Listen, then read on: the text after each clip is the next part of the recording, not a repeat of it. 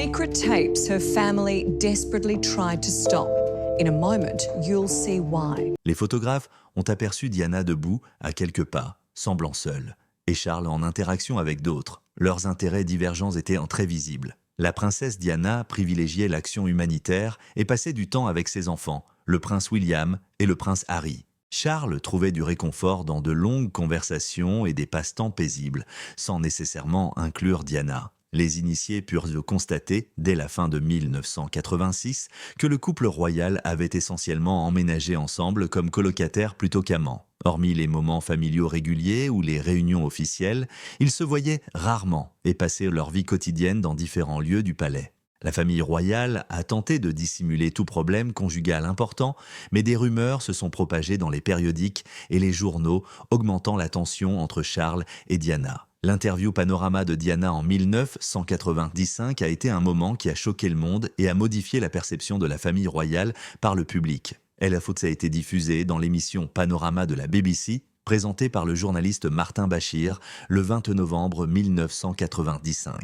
La princesse Diana s'est confiée à des millions de téléspectateurs sur sa vie, son mariage avec le prince Charles et les exigences d'être sous les feux des projecteurs. Pour la première fois, un membre de la famille royale est apparu à la télévision nationale dans une conversation aussi ouverte et intime. Diana s'est montrée d'emblée calme et bienveillante malgré des sujets assez intimes. Au sein de la famille royale, elle a confié se sentir seule et incomprise. Elle a également reconnu avoir lutté contre la boulimie, un trouble qu'elle associait à la détresse mentale et au stress qu'elle ressentait. Son désir de tisser des liens avec des personnes ordinaires, confrontées aux mêmes difficultés, se manifestait par sa franchise sur ses questions personnelles. L'aspect le plus mémorable de la conversation fut sans doute la franchise avec laquelle Diana évoqua ses problèmes conjugaux. Évoquant la longue relation du prince Charles avec Camilla Parker Bowles, elle déclara « Nous étions 3 dans ce mariage, donc c'était un peu trop chargé ». Les rumeurs sur la liaison de Charles et Camilla semblaient confirmées par cette déclaration sans détour. Tant la famille royale que le public ont été surpris par ces déclarations de Diana à la télévision nationale. Dans l'interview, Diana a également évoqué sa position au sein de la famille royale, laissant entendre qu'il la considérait comme un danger plutôt qu'une amie. Elle a confié avoir la conviction que les employés du palais ne l'aidaient pas et que les formalités royales éclipsaient ses réussites. Diana semblait davantage soucieuse d'aider les autres que de se voir attribuer des titres et des responsabilités lorsqu'elle déclarait vouloir être une reine dans le cœur des gens. Lors de son interview panoramique, la réaction du public fut formidable. Sa franchise suscitait autant l'admiration que la pitié.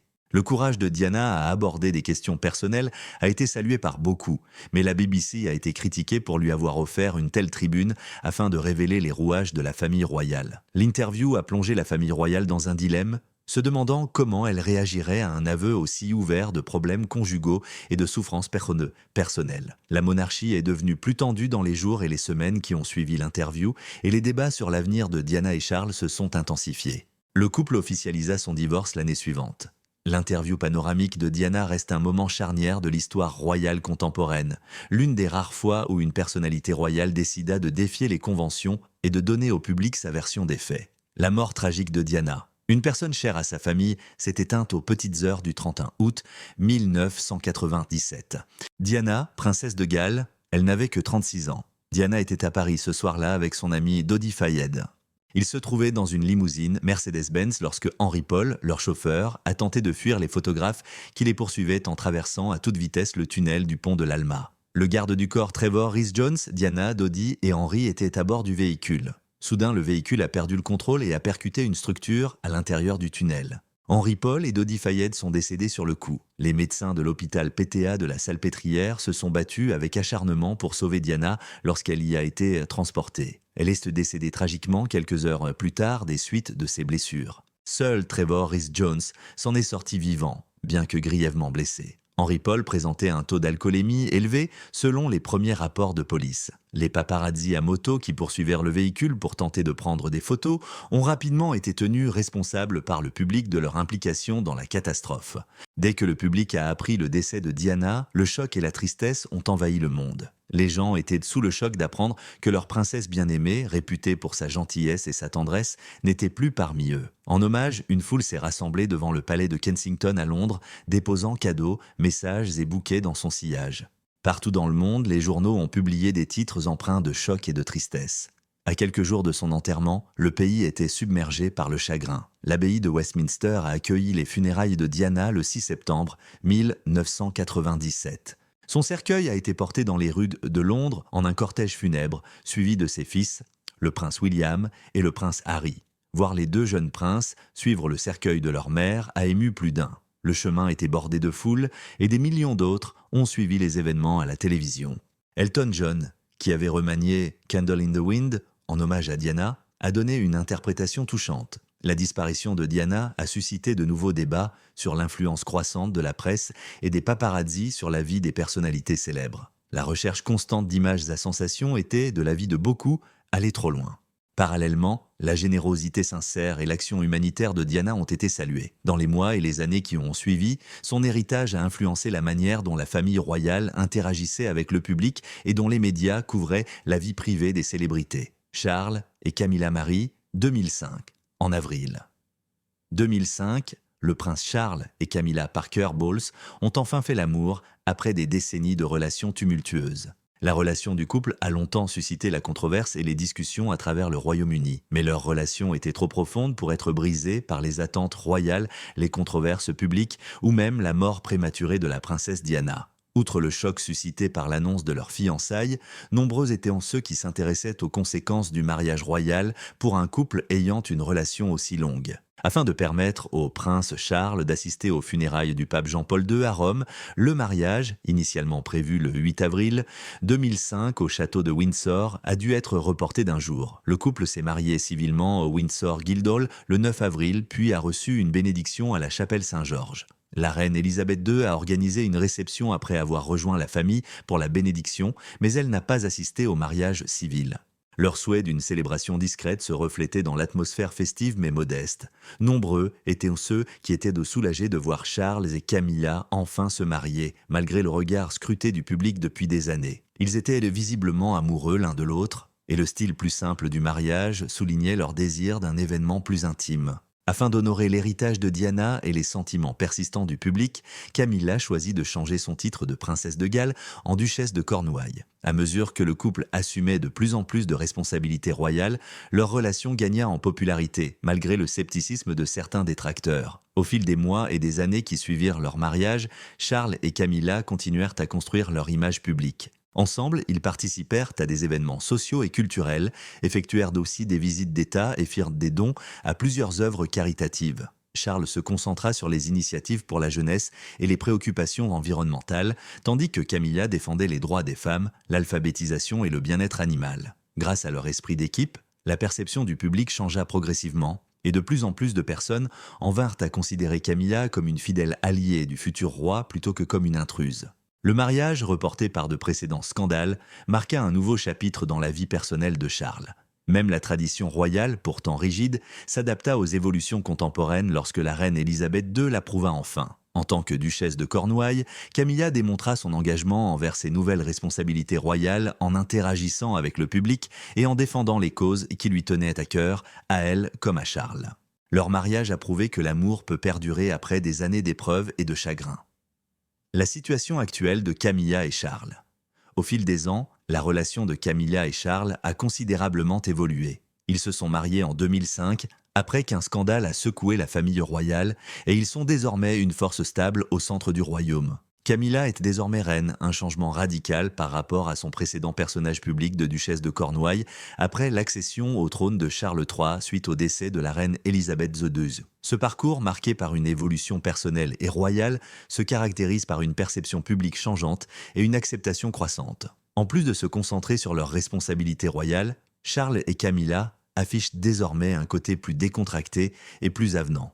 Le roi Charles, très attaché aux questions environnementales, continue de défendre des causes telles que la conservation de la faune sauvage, l'agriculture durable et le changement climatique. Camilla, quant à elle, s'est imposée comme une fervente partisane d'initiatives d'alphabétisation et d'associations sensibilisant à l'ostéoporose et aux violences conjugales. Elle n'est plus perçue par les médias comme le personnage controversé qu'elle était autrefois, mais plutôt comme une figure royale, travailleuse et encourageante.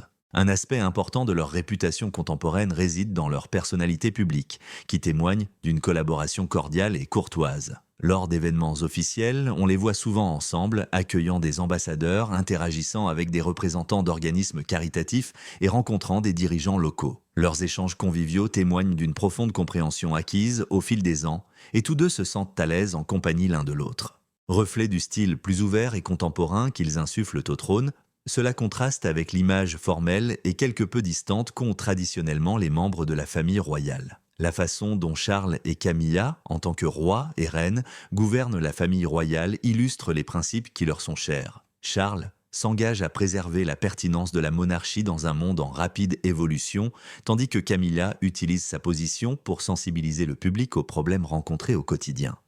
En se soutenant mutuellement dans leurs actions, en participant ensemble à des événements et en manifestant souvent un réel intérêt pour les personnes qu'ils rencontrent, ils contribuent à humaniser l'institution royale. Contrairement aux vives critiques dont ils ont fait l'objet il y a quelques années, la perception du couple par le public s'est constamment améliorée. Si certains sont encore au courant des scandales précédents, nombreux sont ceux qui apprécient aujourd'hui le dévouement de Camilla à la philanthropie et la vie de Charles au service du public. Leur mariage est moins perçu comme un scandale royal que comme l'histoire de deux individus qui ont finalement trouvé le bonheur et l'acceptation l'un de l'autre. Elle était aux prises, en privé, avec l'inquiétude et un profond sentiment d'irritation face à la rapidité avec laquelle une rumeur infondée pouvait éclipser ces années de retenue respectable. Le fardeau émotionnel devint si intense qu'elle comprit qu'il fallait changer les choses. Incapable de continuer à vivre comme le personnage principal involontaire d'une pièce publique sans issue en vue, elle a finalement pris la décision de déclarer officiellement son départ de la vie publique après mûre réflexion. Une lettre bien ficelée, adressée à un journal britannique réputé qu'il a toujours traité avec équité, est à l'origine de cette affirmation. Elle a précisé qu'elle souhaitait se concentrer sur sa famille et ses intérêts personnels, loin des projecteurs des paparazzis et des rumeurs incessantes, car elle tenait à sa vie privée et les rumeurs l'avaient affectée personnellement. Comme prévu, la réaction des médias a été rapide et vigoureuse. Selon certains médias, sa déclaration équivalait à une reconnaissance de ses propres intentions. D'autres ont affirmé qu'une rumeur persistante l'excluait de ses réseaux sociaux légitimes. Son départ a été présenté par des voix plus compréhensives comme un acte courageux d'autodéfense et un refus calculé de laisser l'opinion publique prendre le dessus sur sa vie. Rose, désormais inflexible dans sa décision, a refusé de se laisser entraîner dans de nouvelles discussions. Sa décision de partir n'avait rien à voir avec le règlement d'un différend ou l'ouverture d'un débat. Il s'agissait de reprendre le contrôle qu'elle pensait lui avoir été retiré et de protéger sa santé. Dans les mois qui ont suivi, elle a entamé le processus concret de retrait de la vie publique. En déclinant gracieusement des invitations qu'il aurait placées sous les feux des tabloïds, elle a réduit ses participations aux cérémonies aristocratiques. Afin de faire des dons plus discrets, elle a également orienté ses actions caritatives vers des associations et organisations de moindre envergure. Elle a offert son temps et son aide financière en toute discrétion, plutôt que d'organiser des collectes de fonds extravagantes ou de faire des apparitions publiques. Son groupe d'amis proches se spécialisa, se concentrant sur ceux qui avaient fait preuve d'un dévouement et d'une considération indéfectible pour sa vie privée. Naturellement, des rumeurs circulaient, selon lesquelles elle reviendrait bientôt et que cette séparation pourrait n'être que temporaire. Cependant, Rose elle-même éprouva un grand soulagement en quittant cette scène. Elle se réveillait désormais à des rythmes plus simples, loin des emplois du temps mondain et des rumeurs sournoises qui régnaient sur ses journées. Une promenade matinale, une séance de lecture ou de photographie l'après-midi. Des soirées passées à discuter profondément avec ses proches et ses confidents de longue date. Libérée de l'inquiétude constante de l'interprétation de chaque geste, elle retrouva un calme qui lui avait longtemps échappé. Les tabloïds, bien sûr, tardaient à se faire entendre. Ils ont inventé des histoires sur son exil, insinuant qu'elle souffrait de ressentiment pour des affronts perçus ou que cet exil était imposé par la monarchie. Cependant, à mesure que le temps passait et qu'elle refusait de renouer le dialogue, l'intérêt pour en savoir plus sur elle déclinait. D'autres scandales ont fait la une des journaux et le flot incessant d'informations sur les célébrités a trouvé de nouveaux sujets. Le nom de Rose commença à apparaître moins souvent dans les colonnes. Il n'était plus qu'une note de bas de page, vestige d'un complot autrefois choquant que la plupart des gens avaient oublié. En revanche, les conséquences furent plus discrètes au sein de la famille royale. Bien qu'elle ait soigneusement évité toute question concernant Rose, Kate a continué à s'acquitter de ses fonctions. Conformément à la convention, le prince William n'a rien dit. Il n'y a jamais eu la moindre allusion aux rumeurs dans les milieux officiels. Selon les responsables du palais, cette approche discrète semblait porter ses fruits et la monarchie estimait que l'affaire devait disparaître de la mémoire collective. Les membres de la famille royale n'ont jamais fait de déclaration publique expliquant l'étendue réelle de la relation de Rose avec eux, mais leur silence obstiné témoignait du manque de crédibilité de cette histoire. En arrière-plan, des excuses silencieuses ont été présentées. On raconte que Kate regrette l'intimité facile qu'elle et Rose entretenaient autrefois. Un lien mis à rude épreuve par un tourbillon d'attentions importunes. Ceux qui ont connu intimement les deux dames ont compris que le besoin des médias de les monter l'une contre l'autre était toujours la principale source de tension plutôt qu'une véritable animosité. Les clarifications, cependant, sont rarement autorisées dans les vies des personnalités, surtout lorsque cela ne ferait qu'alimenter le cycle des rumeurs. En conséquence, les deux dames ont continué à voler de leurs propres ailes, traçant des parcours uniques dans une société qui les a souvent rapprochées de manières inattendues. Les adieux poignants et déchirants de la princesse Anne au palais de Buckingham il y a quelques instants seulement ont laissé le monde sous le choc. Ces propos ont choqué des millions d'observateurs de la famille royale qui croyaient jusque-là la famille royale imbattable. Anne révéla l'influence du palais sur sa vie et son destin, dans un moment d'insouciance qui défiait les convenances royales. Mais qu'y avait-il de si surprenant dans ces adieux ? Connue pour son austérité, la princesse Anne révélait une facette d'elle-même que beaucoup ignoraient. Ce fut une profonde réflexion sur tout ce que Buckingham Palace représentait pour elle et pas seulement un adieu. S'agissait-il d'un acte calculé ou d'un ultime accès d'émotion ? Votre perception de la famille royale sera définitivement altérée par ces propos. Les adieux larmoyants de la princesse Anne incluaient non seulement ses souvenirs de son séjour à Buckingham Palace, mais aussi les épreuves invisibles et silencieuses qu'elle y a endurées. Ce n'était pas l'image royale parfaite et indolore à laquelle tout le monde est habitué. Le public fut stupéfait par la franchise d'Anne quant à la pression des attentes royales, aux difficultés et même à son besoin d'autonomie personnelle. Était-elle simplement lasse des exigences de la monarchie ou était-ce la véritable Anne ? Elle expliqua que, pendant des années, le château avait davantage ressemblé à une prison dorée qu'à un foyer. Peut-être, laissa-t-elle entendre dans ses commentaires, était-il temps de passer à autre chose ? Du palais lui-même, mais aussi de la lourde responsabilité du devoir royal. Pour tous ceux qui l'écoutaient, le message d'Anne était on ne peut plus clair. Même si elle présente un front uni, la famille royale est loin d'être parfaite. Les réflexions furent profondes, les mots éclairants et les émotions sans filtre. Outre Buckingham Palace, les adieux de la princesse Anne furent centrés sur son propre développement en tant que membre de la famille royale. Sa vie, rythmée par les obligations, était à un tournant. Les interactions des membres de la famille royale avec le public et leurs responsabilités évolueront-elles à l'avenir ? Pour la première fois, la princesse Anne remettait publiquement en question le système dans lequel elle avait vécu pendant des décennies. Sa déclaration passionnée qui a suivi a laissé chacun s'interroger sur son avenir au sein de la famille royale. Outre ses adieux, la princesse Anne a suggéré de se retirer des projecteurs. La monarchie a-t-elle été la cible d'un soulèvement subtil ? Un changement majeur au sein de la monarchie elle-même est-il imminent ? La princesse Anne étant le fer de lance de la transition vers une nouvelle ère. Les propos d'Anne ont peut-être servi d'avertissement à la famille royale et non de simple réflexion. Le pouvoir du palais de Buckingham sur sa famille la plus célèbre serait-il en train de prendre fin ? Une chose est sûre, alors que la communauté royale médite sur cette déclaration historique. La monarchie est sous le choc après le départ en larmes de la princesse Anne. Quelles implications cela a-t-il pour l'avenir de la famille royale, selon vous ? Est-ce le début d'un changement indispensable ou est-ce simplement le résultat d'un roi las et soumis à une pression excessive ? Cette histoire est encore en développement, alors restez connectés pour en savoir plus. Vous ne croirez pas la vérité qui a poussé la princesse Anne à abandonner le palais de Buckingham. Pourquoi la princesse Anne a-t-elle choisi de quitter le palais ? Ce n'était pas simplement par désir de simplicité ou de solitude. Non, son choix est bien plus complexe. Lors de ses adieux empreints de larmes, Anne a révélé un fait surprenant sur sa carrière royale. Pendant de nombreuses années, le monde a perçu Anne comme une princesse puissante et soignée, mais sa vie en coulisses était bien plus difficile. Bien que le palais soit un symbole de devoir, d'autorité et de tradition, il devint aussi le théâtre de conflits personnels. Ses remarques sur le sentiment d'être coincé dans le système royal trouvèrent un écho auprès de ceux qui la croyaient épanouie. Cependant, qu'est-ce qui poussa réellement Anne à prendre ses distances ? Le poids des responsabilités royales et l'attention constante dont elle faisait l'objet devinrent pour elle bien plus qu'une simple épreuve.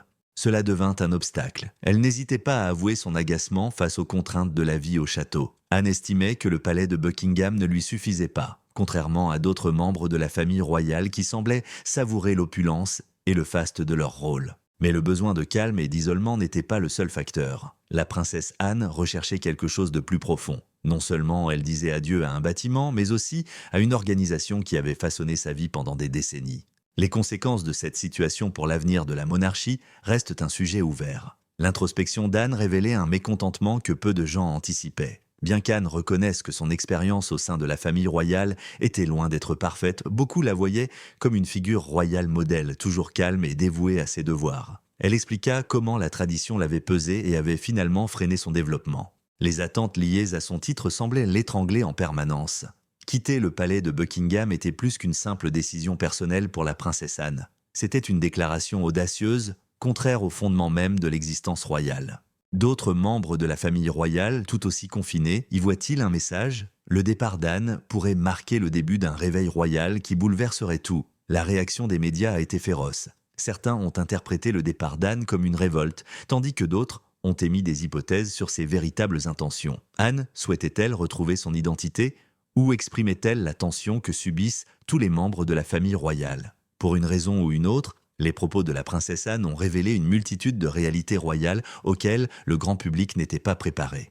Pendant des années, tout le monde a cru comprendre la vérité sur la mort prématurée de la princesse Diana. Un terrible accident de voiture à Paris, provoqué par un conducteur ivre et des photographes qui le suivaient, a causé une terrible tragédie. La princesse du peuple est partie trop tôt. Le monde et la famille royale britannique sont sous le choc après une découverte bouleversante qui a bouleversé l'histoire. Rien n'est plus déchirant que la première catastrophe. Personne n'aurait pu prédire l'impensable réalité de ce qui s'est réellement passé cette nuit tragique à Paris. La révélation surprenante, les rumeurs d'un procès secret tenu à huis clos ont suscité une foule nombreuse devant la plus haute cour pénale britannique, l'Old Bailey, un mardi matin pluvieux à Londres. Tous les appareils électroniques étaient interdits lors de l'événement et des policiers armés encerclèrent le bâtiment avec un niveau de sécurité sans précédent. Le visage pâle, le Lord Chief Justice sortit pour s'adresser aux journalistes. « Aujourd'hui, je dois annoncer une nouvelle si grave qu'elle changera à jamais notre perception de l'histoire britannique récente », dit-il d'une voix légèrement hésitante. Les preuves présentées lors d'un procès aux procédures de sécurité les plus strictes ont abouti à la condamnation d'un membre de la famille royale en lien avec la mort de Diana, princesse de Galles. Tandis que ces propos absurdes persistaient, le public se tut. La justice continua son cours. Suite au décès de sa mère, le prince Harry, duc de Sussex, a été reconnu coupable de complot en vue de commettre un meurtre. Sa peine est la prison à vie sans possibilité de libération. Tout s'est figé. Comment est-ce possible ? À l'âge de 12 ans, lors de son décès, le plus jeune fils de Diana a été reconnu coupable d'avoir planifié son meurtre. Les preuves découvertes étaient incompréhensibles.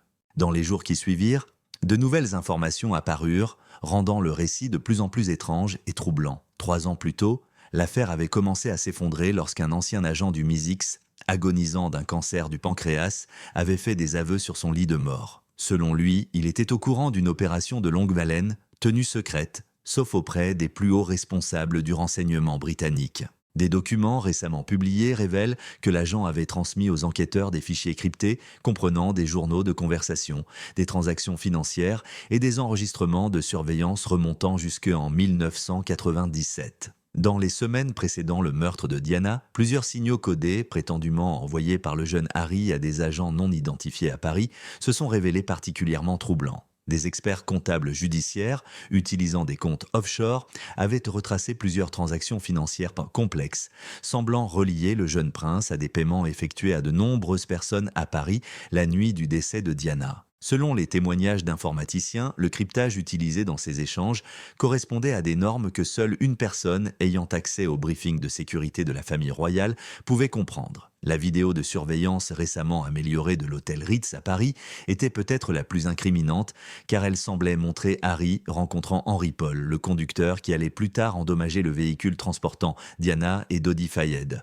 alors qu'il était déguisé et arborait une prothèse faciale. Les experts en reconnaissance faciale ont déclaré que, dans 99,7% des cas, la personne était Harry, même déguisée. La chronologie impossible. Comment un enfant de 12 ans a-t-il pu déchiffrer un complot aussi complexe ? Tandis que les spécialistes de la famille royale et les psychologues criminels tentèrent d'interpréter le verdict, ce sujet a fait la une des journaux du monde entier. Le calendrier proposé par le dossier de l'accusation, dont certains éléments fuyaient maintenant dans les médias, semblait invraisemblable. Il disait qu'au lieu d'être le jeune homme dévasté, pour lequel le monde avait eu pitié, Harry était un génie rusé, très en colère contre sa mère pour sa liaison avec Dodi Fayed et son indépendance croissante vis-à-vis de la famille royale. Malgré son jeune âge, le garçon perturbé, décrit par les psychologues engagés par le procureur, avait accès à des ressources et à des relations que la plupart des adultes n'auraient jamais pu imaginer. Ils affirmaient qu'il avait été diagnostiqué avec un trouble unique qui altère la pensée morale et émotionnelle tout en accélérant le développement cognitif, produisant ainsi un enfant doté d'une intelligence d'adulte, mais dépourvu d'empathie pleinement développée. En faisant témoigner ses propres spécialistes que le calendrier de l'accusation était physiquement impossible et qu'un tel profil psychologique était purement fictif, la défense avait rejeté avec colère cette représentation. Ils ont noté que plusieurs membres du personnel royal et des agents de sécurité avaient attesté que Harry se trouvait avec son père et son frère au château de Balmoral, en Écosse, au moment du décès de Diana. La réponse de la famille royale. Le palais de Buckingham est resté confiné pendant que les détails de la condamnation attiraient tôt l'attention du public. Après avoir entendu la décision, le père de Harry, le roi Charles III, se serait évanoui et serait sous surveillance médicale. L'héritier présomptif, le prince William, a annulé définitivement toute activité publique. Après 3 jours d'inaction, le palais a finalement publié un communiqué succinct. Chaque membre de la famille royale accepte la décision du tribunal. Nous traversons une période de profond choc et de tristesse alors que nous tentons de comprendre ces allégations troublantes. Nous vous prions de respecter votre vie privée pendant que nous analysons ces événements et décidons de la meilleure marche à suivre. Aucune autre annonce ne sera faite pour le moment. Ce qui ressort de la sentence, c'est son omission. Harry n'a pas été défendu, la condamnation n'a pas été remise en question et le prince condamné n'a bénéficié d'aucune assistance.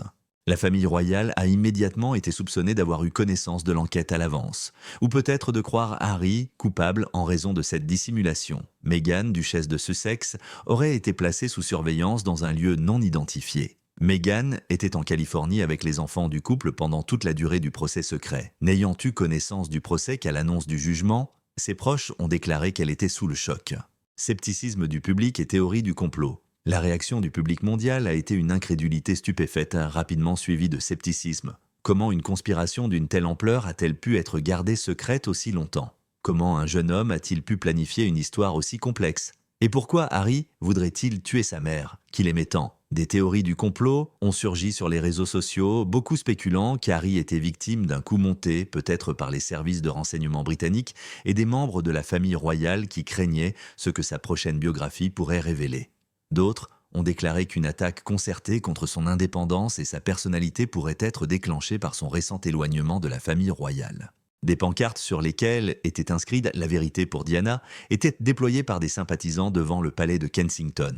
Mettant en cause le système judiciaire britannique et le secret du procès, les dirigeants politiques des États-Unis, où Harry venait de s'installer, ont exigé une supervision internationale de l'affaire. D'éminents juristes ont émis de sérieuses interrogations quant à la condamnation. Un procès secret, sans examen public des faits, aboutissant à une décision défiant toute analyse temporelle rationnelle. Un professeur de droit de Harvard a déclaré « Ce sont les caractéristiques d'une parodie judiciaire et non de la justice. Tout a basculé avec les aveux. » La perception du public quant à la manipulation de Harry commençait à se renforcer lorsque l'affaire prit une nouvelle tournure inattendue. Une semaine après le jugement, Harry demanda à être interviewé à la télévision depuis sa cellule de détention dans une prison de haute sécurité non identifiée. Lors de ce qui allait devenir l'événement télévisuel le plus regardé de tous les temps, Harry fit une apparition à l'antenne, l'air épuisé mais calme.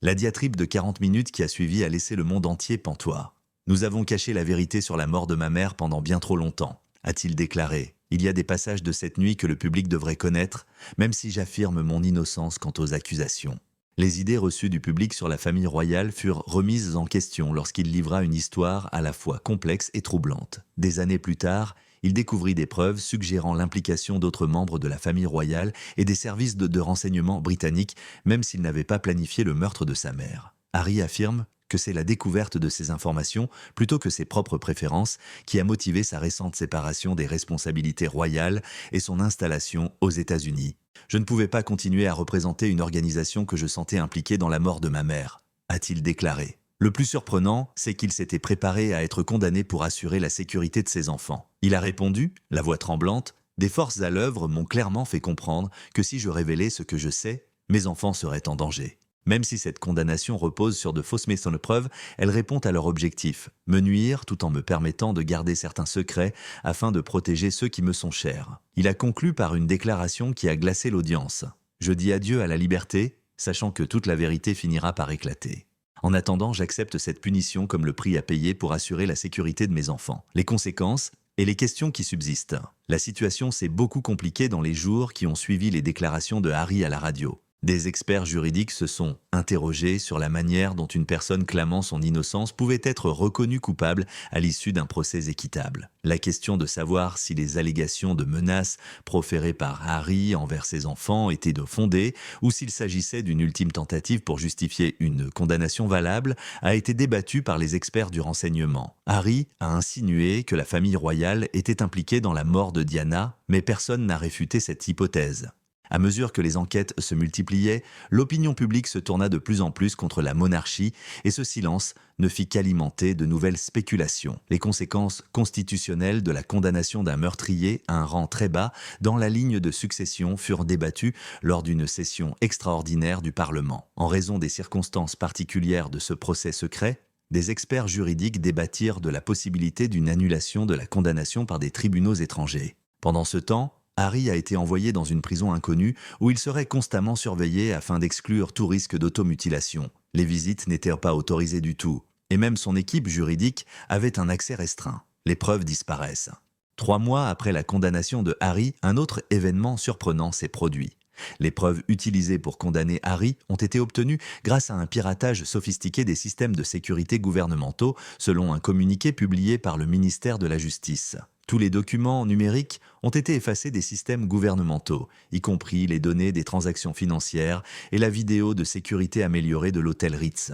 D'un coffre à preuves, prétendument inviolable, les preuves tangibles, dont les documents originaux fournis par le lanceur d'alerte du MI6, avaient disparu. Après leur disparition, des juristes ont recommandé l'annulation de la condamnation de Harry, ou à tout le moins son réexamen. Mais le Lord Chief Justice a déclaré dans un communiqué que le verdict serait maintenu, le tribunal ayant suffisamment réfléchi aux preuves avant leur disparition.